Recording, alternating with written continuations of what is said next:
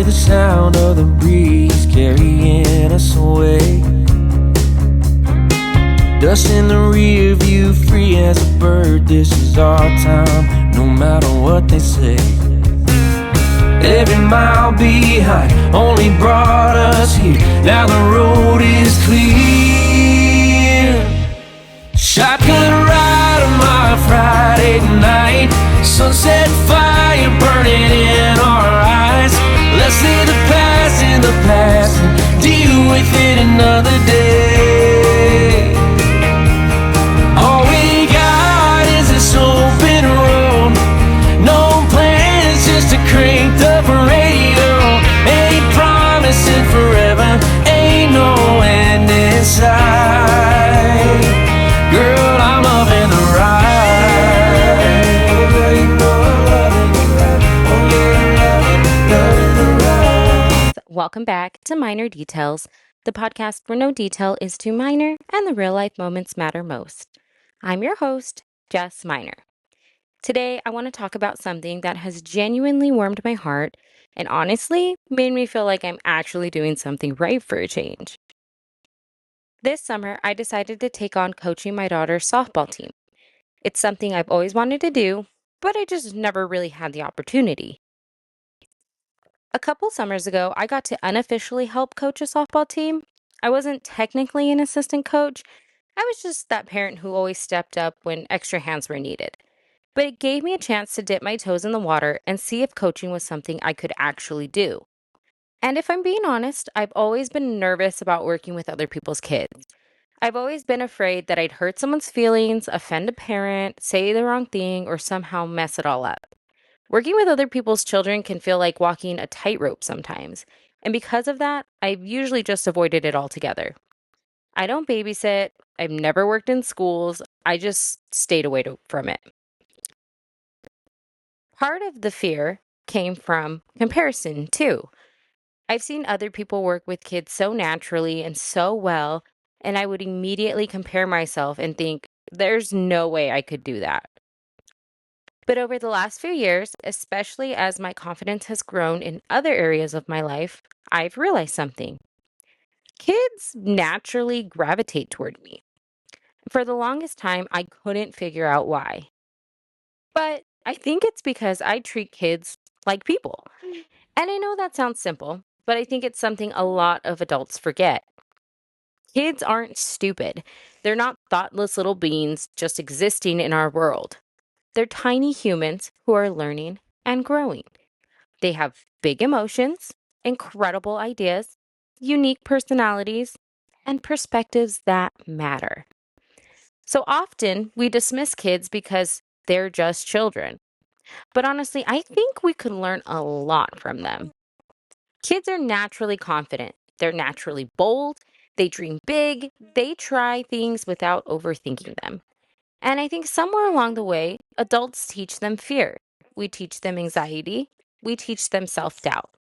And that's heartbreaking. And over the last few years, especially after taking developmental psychology classes, I've developed such a deep respect and appreciation for kids. I genuinely think they're some of the coolest people. As my oldest daughter has gotten older, I've become more comfortable interacting with other kids too. I'm not constantly worried anymore that I'm going to say the wrong thing or upset someone. So this year, when the opportunity came up to coach, I said yes. Now, before softball, I actually coached my daughter's soccer team one season because they desperately needed volunteers. Here's the thing. I know next to nothing about soccer. I played recreationally for a couple of years growing up, but that was about it. Soccer just wasn't huge at that time when I grew up. But they needed help, and I thought, you know what? I'll be that mom. And honestly, it ended up being a really positive experience. The kids didn't always listen, some practices were chaos, but I realized something important. A lot of kids simply need someone to be excited for them, someone to cheer for them, someone who isn't placing enormous expectations on them, someone who remembers that youth sports are supposed to be fun. Because when kids play sports, they're not just learning rules, they're learning emotions, they're learning teamwork, they're learning what their bodies are capable of. They're discovering strengths and weaknesses and confidence. At the end of that soccer season, a few of the kids gave me gifts. One family gave me this little tumbler with coach on it and had all of the players' names on it. And I remember thinking, wow, we didn't even win games, but these kids still wanted me as their coach again next season. That meant everything to me because sometimes winning isn't what kids remember. They remember how you made them feel. Now, fast forward to this summer. I finally got my own softball team. Now, softball is my thing. I've played my entire life, so I felt much more confident walking into this season. But I quickly learned that coaching 8 to 10-year-old girls is an entirely different game. Nobody prepared me for the emotions, the tears, the attitude, the hormones. My own daughter just turned 9, so I'm already seeing those changes at home. The emotions are big, everything feels huge, and then suddenly I had 10 more girls to figure out. I knew from the beginning that I didn't want to be the coach who yelled. I wanted these girls to learn the game, love the game, and build the fundamentals if they chose to continue playing. Our first few practices went pretty well. Then game 1 happened, and my girls completely fell apart. They were nervous, they weren't ready, they froze. Our first game ended in a 0-0 tie, which honestly wasn't terrible. But as games continued, I noticed something. Every time I tried to gently correct a player, never yelling, just trying to teach, they would fall apart. They'd cry, roll their eyes, argue, throw helmets, throw bats, get frustrated with each other. And I remember one game specifically where everyone was upset. Everyone was frustrated, and honestly, they were being pretty mean to each other. I drove home that night feeling discouraged. I missed my own co ed softball game to coach these girls, and for a second, I wondered if maybe I was doing this wrong. Maybe I was too nice. Maybe I needed to yell. Maybe I needed to be tougher. But after sleeping on it, I realized something. That's not who I am. And more importantly, that's not who these girls needed. Before our next game, after warm ups, I sat them down in the outfield and I asked them a few questions. Girls, is it okay to strike out sometimes? They said yes. Is it okay if we don't make it to first base every time? Yes.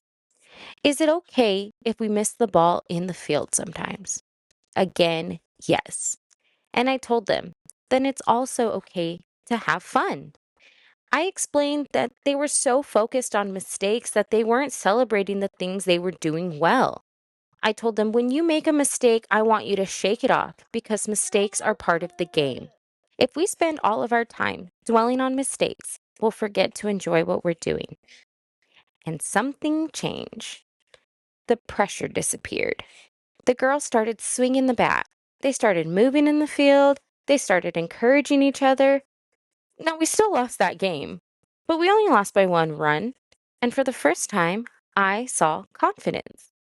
As the season continued, I watched these girls transform. The other night, almost every girl on our team hit the ball.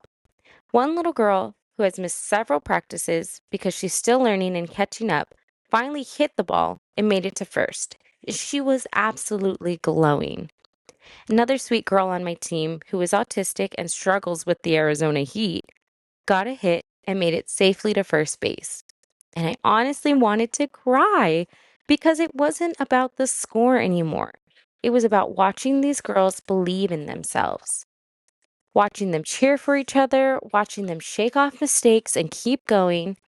And yes, we finally won our first game. But that wasn't what made me proud. What made me proud was their attitude, their teamwork, their confidence, the joy they found in themselves and in each other.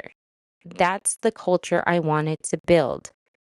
We only have a couple games left this season, but I genuinely hope some of these girls continue playing softball and love this game as much as I do. More importantly, I hope they leave this season knowing that mistakes are okay, that confidence matters, that being kind matters, that cheering for others matters. And selfishly, I hope someday they look back and remember me as a coach who was patient, a coach who was kind, a coach who believed in them. Because that's the coach I wanted when I was younger. So I guess what I'm trying to say is that I'm proud of myself for staying true to who I am. I didn't become the scary coach. I didn't yell. I didn't tear kids down because deep down I knew these girls didn't need that. They just needed someone to believe in them. And honestly, seeing their faces light up this season has been one of the most rewarding experiences I've had in a really long time. Thank you guys so much for listening to today's episode of Minor Details. If you've ever had a coach, teacher, mentor, or parent who believed in you, I'd love to hear about them. Remember, no detail is too minor, and the real life moments matter most. Bye.